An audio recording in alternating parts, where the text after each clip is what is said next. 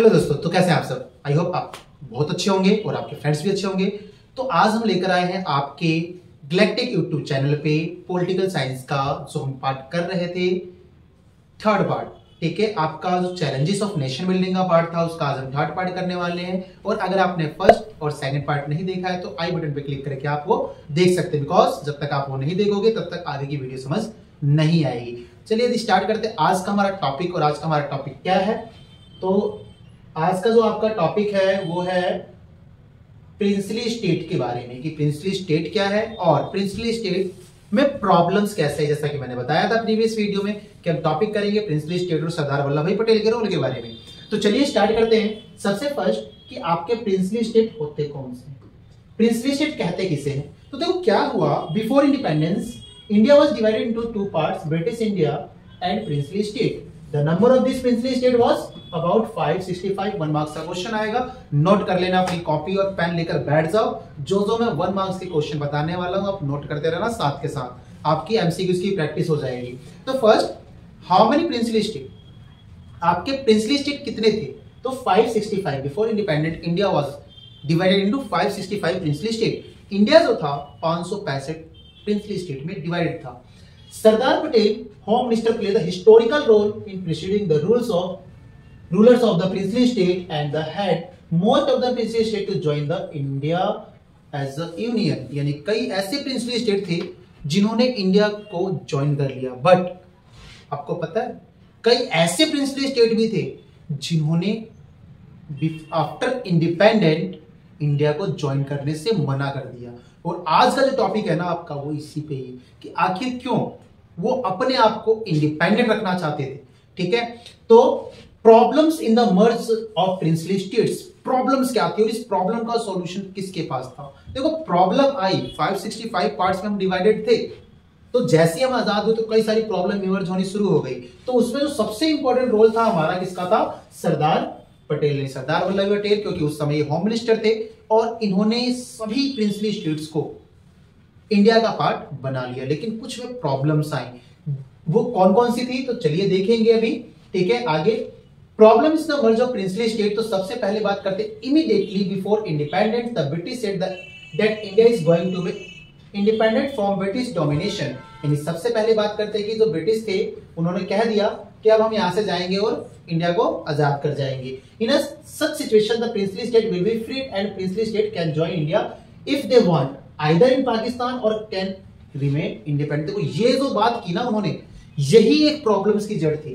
कौन सी, तो फर्स्ट जैसे लिखा हुआ है, जब ब्रिटिश ने कहा कि India is going to be independent, India क्या होने वाला है, आजाद होने वाला है फ्रॉम ब्रिटिश डोमिनेशन, जो ब्रिटिश डोमिनेशन था उससे आजाद होने वाला है। लेकिन उसके साथ साथ उन्होंने एक और बड़ी बात बोल दी कि princely state will be free and princely state can join India, they want either in Pakistan और कैन रिमेन इंडिपेंडेंट। यानी कि वो या तो अपने आप को इंडिपेंडेंट रख ले, या तो फिर पाकिस्तान का पार्ट बन जाए, या तो फिर वो इंडिया का पार्ट बन जाए। यानी कि जो प्रिंसली स्टेट थे कितने आपके, जो 565 आपके जो प्रिंसली स्टेट थे, इनके पास ऑप्शन था कि वो इंडिया का पार्ट बने या वो पाकिस्तान का पार्ट बने। और एक ऑप्शन और दिया था ब्रिटिश ने कि वो अपने आप को इंडिपेंडेंट भी रख सकते थे। ठीक है, the king had the make the decision, the public had nothing to do with it। यानी कि जो ये डिसीजन था उस किसको लेना था, वो किंग को लेना था, किंग का ही डिसीजन होगा ऐसा माना जाएगा। ठीक है, in such situation the unity integrity of the country was under threat. अब क्या हुआ इससे,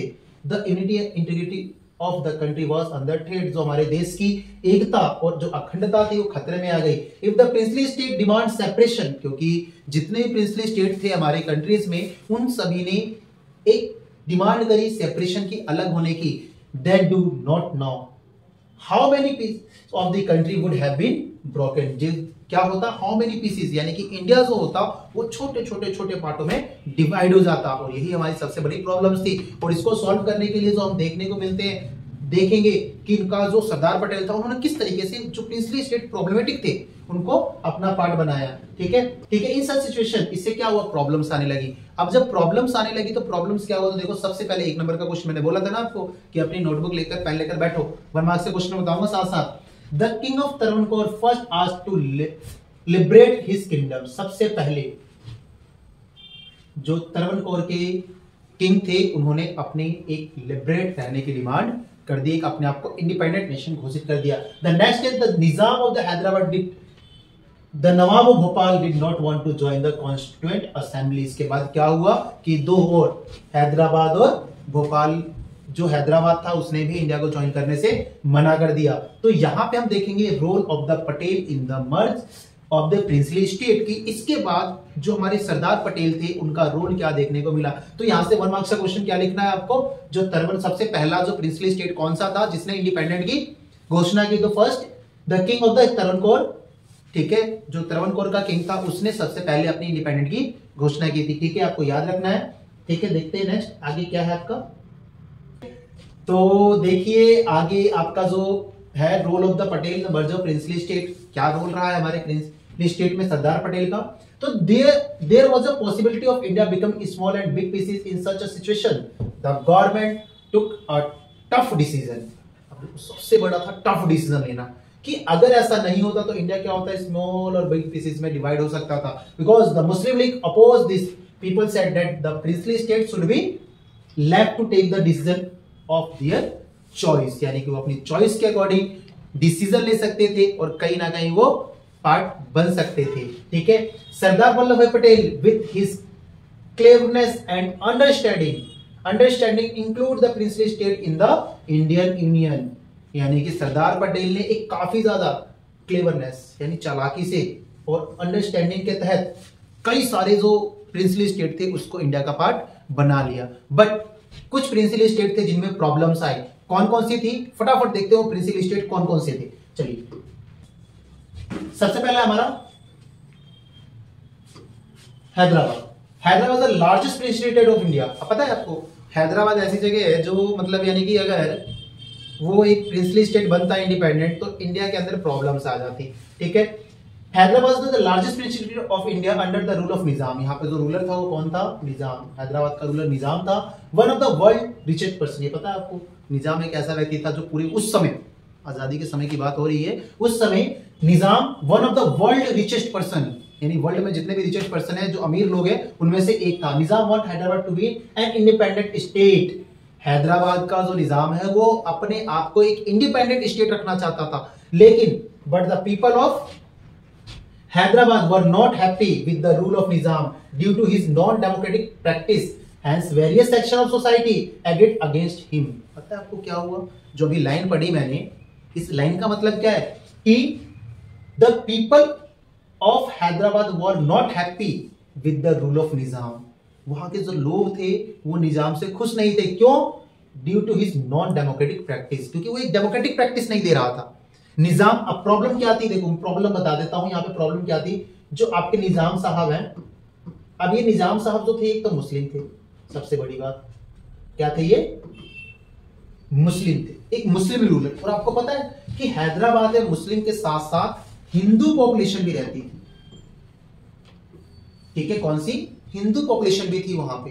अब हिंदू पॉपुलेशन थी वहां और मुस्लिम रूलर था, तो प्रॉब्लम क्या आई, निजाम ने क्या किया, जो ये हिंदू पॉपुलेशन थी ना, इन पॉपुलेशन पे उन्होंने क्या क्या जुल्म करना शुरू कर दिया।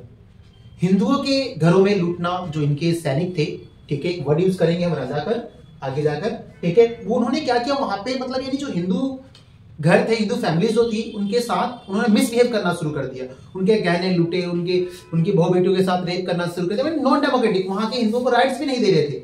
इस वजह से प्रॉब्लम आ रही थी कि वहां के जो लोग थे वो निजाम के अगेंस्ट थे, ठीक है। फर्स्ट कि देखो जो this the peasant in Telangana region particularly rose voice against him, यानी इसके साथ साथ जो तेलंगाना है वहां के जो पीजेंट है वो भी निजाम के खिलाफ आवाज उठा रहे थे। Women also join the movement in the large number, जो वुमेन थी उन्होंने भी काफी पार्टिसिपेट किया उसमें। The communist and Hyderabad Congress were in the forefront of movement, जो कांग्रेस थी हैदराबाद की वो सबसे आगे थी। निजाम रिस्पॉन्ड बाय द अनबैलेंसिंग रजाकर, ये एक बड़ी याद रखना, रजाकर, ये कई बार एग्जाम में आया हुआ है कि रजाकर की मीनिंग क्या है। जो निजाम की मिलिट्री थी उसको रजाकर कहा गया है, ठीक है। Force of on people. Ultimately, the central government had to order the army to tackle, and in 1948, Indian army moved in the control the Nizam force. All the above mentioned situation led in the accession of Hyderabad. और इसके बाद क्या हुआ, हैदराबाद को हमारी army गई, वहां army जाने के बाद क्या हुआ, 1948 में हैदराबाद के अंदर आर्मी ने टैकल किया और वहां पे निजाम को अरेस्ट कर हैदराबाद को इंडिया का पार्ट बना लिया गया। ठीक है, तो इस तरीके से जो हैदराबाद है जो प्रॉब्लमेटिक था उसने अपने आप को सरेंडर किया और हैदराबाद इंडिया का पार्ट बना। सेकंड प्रॉब्लम देखते हैं मणिपुर की।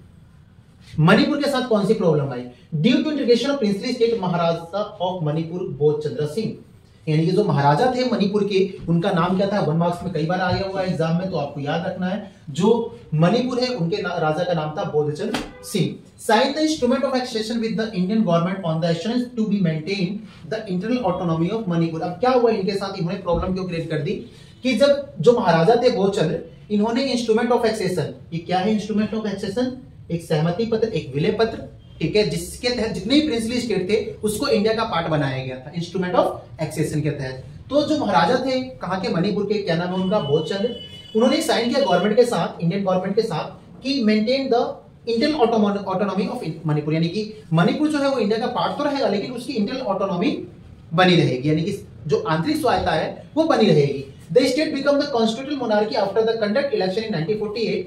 अब 1948 में यहाँ पे इलेक्शन हुई और यहाँ से 1 नंबर का पॉइंट और बता रहा हूं मैं, ठीक है, आपको यहाँ पे 1 नंबर का पॉइंट और याद रखना है कि 1948 में जो है वो सबसे पहले मणिपुर के अंदर सबसे पहले फर्स्ट इलेक्शन इन इंडिया, अगर बात करें आजादी के बाद अगर कहीं पहला चुनाव हुआ जहां पे यूनिवर्सल एडल्ट फ्रेंचाइज यानी कि सार्वभौमिक वैश्य मताधिकार का जो यूज किया गया था वो यही किया गया था मणिपुर में, कब, 1948 में। तो आपको याद रखना है, 1 मार्क्स से क्वेश्चन, ध्यान रखना 1 मार्क्स से क्वेश्चन मैं बताता चल रहा हूं साथ में, तो नोट डाउन कर लेना, ठीक है। 1948 के अंदर क्या हुआ था, फर्स्ट इलेक्शन इन मणिपुर, यानी कि पहली बार आजादी के बाद पहला जो इलेक्शन है वो मणिपुर में हुआ था और किसके तहत, यूनिवर्सल एडल्ट फ्रेंचाइज, सार्वभौमिक वैश्य मताधिकार के तहत, ठीक है। First state to hold election based on the universal adult franchise, but sharp difference arose in legislative assembly over the question of merge of Manipur with the India. While the state Congress wanted the merge, other political party were opposed to this. यानी कि जो कांग्रेस थी मणिपुर की वो तो चाहती थी, the state Congress want to merge, state Congress तो चाहती थी कि मणिपुर इंडिया का पार्ट बने, but other political party oppose to this, यानी जो अदर पॉलिटिकल पार्टी थी वो इसको अपोज कर रही थी, ठीक है। उसके बाद क्या हुआ, ठीक है, उसके बाद देखो क्या हुआ, इस तरीके से वहां पे क्या हुआ कि जो बोधचंद्र है उसको से साइन करवाकर हमें मणिपुर को इंडिया का पार्ट बना लिया, तो ये प्रॉब्लम भी हमारी सोल्व होगी। तीसरी और मोस्ट जो प्रॉब्लमेटिक स्टेट था थर्ड, वो है कश्मीर, ठीक है। कश्मीर इशू आप सभी को पता है कि कश्मीर को इंटरनल ऑटोनॉमी थी किसके तहत, आर्टिकल 370, जो आपका आर्टिकल 370 इसके तहत इसको इंटरनल ऑटोनॉमी दी गई थी, जिसकी वजह से कश्मीर का अपना खुद का कॉन्स्टिट्यूशन, खुद का फ्लैग और नेशनल एंथम खुद ही का था। इंडियन लॉ कोई भी वहां पे इंप्लीमेंट नहीं होता था, कोई भी मींस कोई भी, यानी वहां पे फंडामेंटल राइट्स भी हमारे इंप्लीमेंट नहीं थे, केवल वहां पे सिर्फ 2 ही चीजों पे हमारा राइट्स था, फर्स्ट उनकी सिक्योरिटी देखना, ठीक है, और सेकंड इंटरनेशनल अफेयर्स। इसके अलावा सारी ऑटोनॉमीज कश्मीर को दी हुई थी। कश्मीर मुद्दा क्यों बना, तो देखो कश्मीर में जो किंग थे कश्मीर के, before independent Kashmir was a princely state in the north west corner of India. अगर हम देखें तो नॉर्थ वेस्ट जो कॉर्नर है आपका इंडिया का, ये वाला जो पोर्शन है ऊपर का, ये नॉर्थ वेस्ट कॉर्नर, यहाँ पे कश्मीर का पार्ट है, ठीक है। Raja Hari Singh decide to retain Kashmir as a independent state. जो राजा हरि सिंह है, कौन है भाई, राजा हरि सिंह कश्मीर के किंग, और ये हिंदू है, ठीक है। थोड़ा सा ज्योग्राफिकल एरिया बता देता हूं मैं आपको कश्मीर का। कश्मीर में जो प्रॉब्लम आ रही थी, क्यों आ रही थी, तो कश्मीर बेसिकली आपका अगर मैं बताऊं तो कश्मीर 3 पार्ट्स में डिवाइडेड है। एक कश्मीर, जम्मू और लद्दाख, जो पूरा जम्मू कश्मीर का पार्ट है वो 3 पार्ट में डिवाइड था, जम्मू, कश्मीर और लद्दाख, ठीक है। तो कश्मीर में जो थी, जो पॉपुलेशन थी वो मुस्लिम थी। जो कश्मीर की बात करें ना, यहाँ पे जो पॉपुलेशन है वो कौन सी है आपकी, मुस्लिम, यानी कि यहाँ पे मुस्लिम पॉपुलेशन सबसे ज्यादा थी, लेकिन हिंदू थे यहाँ पे, माइनॉरिटीज में थे, कि हिंदू था यहाँ का, ठीक है। राजा हरि सिंह ने क्या डिसाइड किया कि वो एक अपने आप को इंडिपेंडेंट रखेगा आफ्टर इंडिपेंडेंट।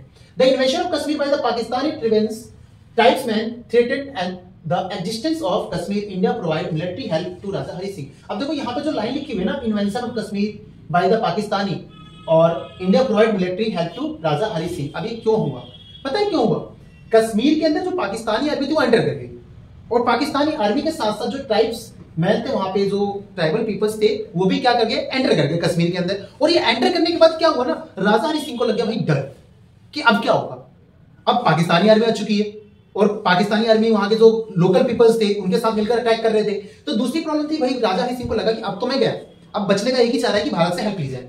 अब भारत से हेल्प लेने के लिए क्या हुआ, भारत ने क्या कर, जब भारत से बात की गई, हरि सिंह ने भारत से बात की, तो भारत ने रखी एक शर्त कि कश्मीर इंडिया का पार्ट बनेगा तो हमारी मिलिट्री आपकी हेल्प करेगी। तो उसके बाद क्या हुआ, तो जो राजा हरि सिंह थे उन्होंने भी कहा कि नहीं, कश्मीर रहेगा तो इंडिपेंडेंट, ठीक है। तो एक आर्टिकल लगाया उस समय हमने, आर्टिकल 370 और 344 ऑफ द इंडियन कॉन्स्टिट्यूशन, ये दो आर्टिकल लाए गए।